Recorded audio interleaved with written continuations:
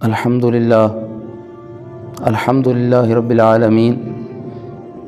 والعاقبۃ للمتقین والصلاة والسلام علی سید الانبیاء وخاتم المرسلین اما بعد فاعوذ باللہ من الشیطان الرجیم بسم اللہ الرحمن الرحیم قال اللہ تبارک و تعالی فی القرآن المجید والفرقان الحمید ذالک الکتاب لا ریب فیہ صدق اللہ مولانا العلی العظیم۔ احباب احتشام، آج ایک نئی ویڈیو اور نئے موضوع کے ساتھ آپ دوست احباب کی خدمت میں حاضر ہوں۔ آج کی ویڈیو میں ہم بات کریں گے قرآن پاک کے فضیلت کے بارے میں، لیکن ویڈیو شروع کرنے سے پہلے آپ دوستوں کی خدمت میں گزارش ہے کہ اگر آپ نے ہمارے چینل کو قادری ٹی وی آفیشیل کو سبسکرائب نہیں کیا تو سبسکرائب کر لیجئے تاکہ ہماری ہر نئی آنے والی ویڈیو آپ تک بر وقت پہنچتی رہے۔ تو دوستو، جس طرح اللہ تعالیٰ نے پیارے آقا علیہ السلام کو آخری نبی بنایا ہے، اب قیامت تک کے لیے حضور نبی کریم صلی اللہ تعالیٰ علیہ وسلم کی ذات بابرکات ہی سرچشمہ ہدایت ہے۔ حضور علیہ السلام کی شریعت مطہرہ پر ہی عمل کیا جائے گا۔ اسی طرح اب قیامت تک کے لیے اللہ تعالیٰ نے ساتھ ہی ساتھ قرآن مجید کو بھی آخری آسمانی کتاب بنایا ہے۔ اب قیامت تک کے لیے جس طرح حضور نبی کریم صلی اللہ تعالیٰ علیہ وسلم کی ذات مبارکہ ہی سرچشمہ ہدایت ہے، اسی طرح قرآن پاک بھی قیامت تک کے لیے ذریعہ رشد و ہدایت ہے۔ اب اس کتاب مبارک کی فضیلت کیا ہے کہ اس کتاب کو اللہ نے یہ شان عطا فرمائی ہے کہ کائنات میں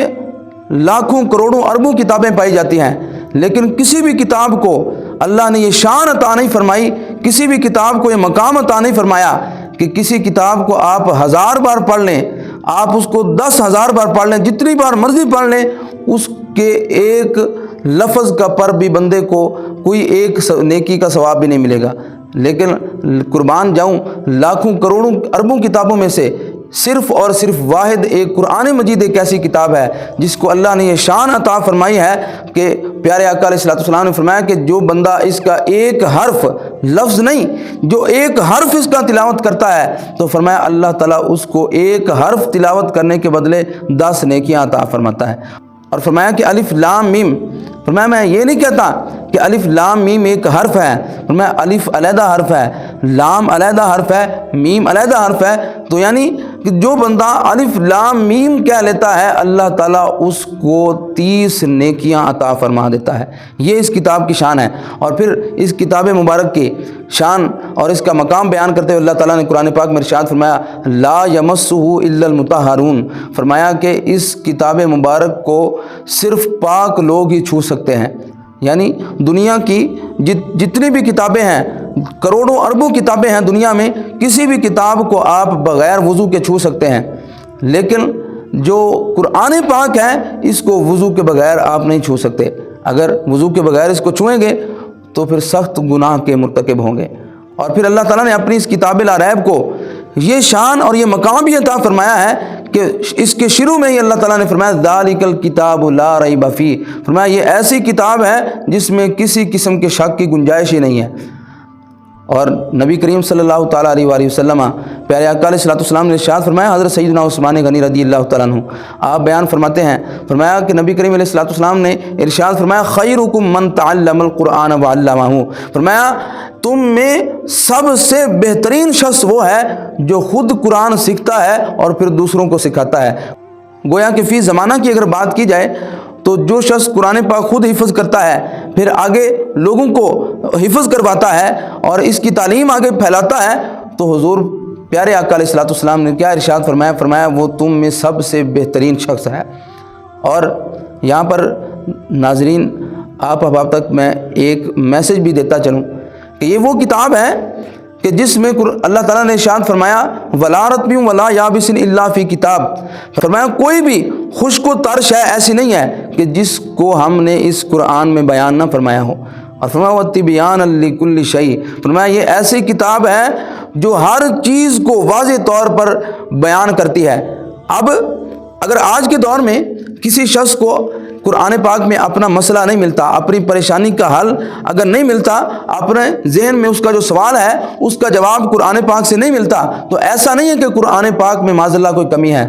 قرآن پاک مکمل کتاب ہے اور یہ قیامت تک کے لیے ایک مکمل ضابطہ حیات ہے، جس کے شروع میں اللہ تعالیٰ نے فرمایا ذالک الکتاب لا ریب فیہ، فرمایا ایسی کتاب ہے جس میں کسی قسم کے شک کی کوئی گنجائش نہیں ہے۔ اگر مجھے میری پریشانی کا، مجھے میرے سوال کا جواب اگر قرآن سے نہیں ملتا تو اس میں میرے عقل کی کمی ہے، میرے فہم و ادراک کی کمی ہے، میرے شعور کی کمی ہے، میرے سمجھنے میں کمی ہے۔ قرآن پاک میں کسی قسم کی کوئی کمی موجود نہیں ہے۔ اب وہ لوگ، وہ شخص کہ جو چند کتابیں پڑھ کر اور چند ترجمے والی کتب پڑھ کر اپنے آپ کو جناب مفتی اور عالم اور مفسر کہلانا شروع کر دیتا ہے، اور قرآن پاک میں معاذ اللہ عیوب اور نقائص تلاش کرنے کی کوشش کرتا ہے اور کہتا ہے کہ قرآن پاک میں آج بھی غلطیاں موجود ہیں، تو اس سے بڑا بدبخت اور اس شخص سے بڑا بے وقوف شخص کوئی نہیں ہے۔ ناظرین، قرآن و حدیث سمجھنے کے لیے آج سے صدیوں قبل علماء کرام نے ایک باقاعدہ سلیبس مرتب کیا تھا جس کو درس نظامی کا نام دیا جاتا ہے۔ اب اس نصاب میں، اس سلیبس میں 21 علوم ایسے ہیں کہ جو قرآن و حدیث کو سمجھنے کے لیے پہلے پڑھے جاتے ہیں۔ جب وہ علوم مکمل طور پر پڑھ لیے جاتے ہیں اس کے بعد پھر قرآن و حدیث سمجھ آتی ہے، جس میں علم صرف شامل ہے، علم نحو شامل ہے، منطق، فلسفہ، بلاغت اور کئی ایسے علوم ہیں جو قرآن و حدیث کو سمجھنے کے لیے پڑھائے جاتے ہیں۔ دوستان محترم، یہاں پر ایک بڑی اہم بات بھی آپ حوالے تک میں پہنچاتا چلوں کہ وہ شخص جو کلمہ پڑھنے کے بعد حضور علیہ السلام کا ادب، آپ علیہ السلام کی تعظیم اور عشق و محبت مصطفیٰ کا پیکر بن کر، حضور علیہ السلام کا دیوانہ بن کر قرآن پاک کو سمجھنے کی کوشش کرتا ہے، اس کتاب لا ریب کو سمجھنے کی کوشش کرتا ہے، اور کلمہ پڑھ کر حضور علیہ السلام کو نبی مان کر اور حضور علیہ السلام کا ادب دل میں رکھتے ہوئے ادب و تعظیم مصطفیٰ کا پیکر بن کر اس کتاب کو سمجھنے کی کوشش کرتا ہے، تو اس کے لیے قرآن پاک فرماتا ہے وَيَهْدِي بِهِ كَثِيرًا، کہ اس کتاب کو پڑھ کر بہت سے ایسے لوگ ہیں جو ہدایت پا جاتے ہیں۔ اور اس کے برعکس وہ شخص کہ جو تعظیم مصطفیٰ اور ادب مصطفیٰ سے جس کا دل خالی ہے، جس کا دل عشق مصطفیٰ سے خالی ہے، جس کا دل محبت مصطفیٰ سے عاری ہے، جب وہ شخص قرآن کو سمجھنے کی کوشش کرتا ہے تو پھر قرآن اس کے بارے میں فرماتا ہے وَيُضِلُّ بِهِ كَثِيرًا، کہ اس قرآن کو پڑھ کر بہت سے ایسے لوگ ہیں جو گمراہ ہو جاتے ہیں۔ کیوں کہ جب قرآن اسی بندے کو ہدایت دیتا ہے کہ جو عشق مصطفیٰ اور ادب مصطفیٰ کا پیکر بن جاتا ہے، اور اگر دل میں عشق مصطفیٰ نہ ہو، دل میں ادب مصطفیٰ نہ ہو، دل میں تعظیم مصطفیٰ نہ ہو، دل میں محبت مصطفیٰ نہ ہو، تو پھر اس شخص کو قرآن میں بھی غلطیاں نظر آتی ہیں۔ معاذ اللہ اس شخص کو حضور علیہ السلام کی ذات والا صفات میں بھی وہ شخص نقائص اور عیوب تلاش کرتا ہے، اور پھر کیا ہوتا ہے کہ ذلت اور رسوائی اس بندے کا مقدر بن جاتی ہے۔ اور جو بندہ ادب مصطفیٰ کا پیکر بن جاتا ہے، عشق مصطفیٰ کا اور تعظیم مصطفیٰ کا پیکر بن کر اس کتاب کو پڑھتا ہے اور سمجھنے کی کوشش کرتا ہے، تو وہ بندہ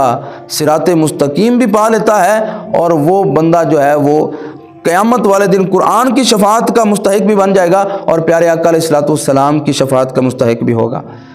تو اللہ تعالیٰ کی بارگاہ میں دعا ہے کہ اللہ تعالیٰ ہمیں ادب و تعظیم مصطفیٰ اور عشق و محبت مصطفیٰ کا پیکر بن کر قرآن پاک کو پڑھنے اور سمجھنے کی توفیق عطا فرمائے۔ ہمارے البلاغ۔